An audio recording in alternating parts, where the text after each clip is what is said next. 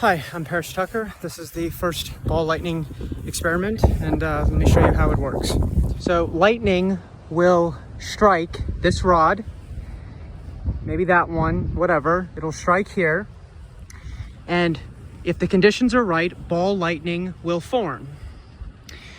Ball lightning, according to Professor Parkhomov, is attracted to high air density.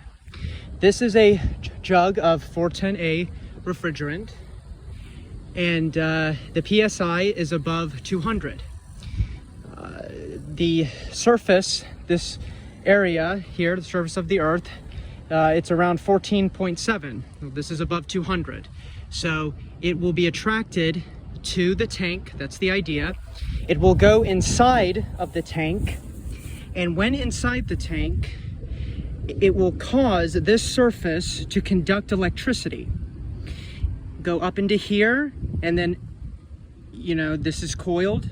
This is a coil, so it'll create a magnetic field, flow through the wire, and either make this bulb turn on or explode.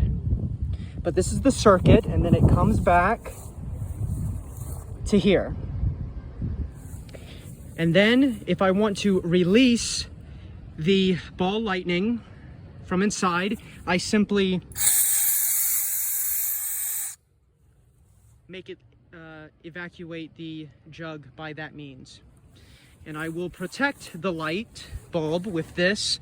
I can still see through, and we'll see what happens. Concluding ball lightning experiment for today. The storm got ahead of me. I didn't notice it. I didn't get out in time. We'll try it another day.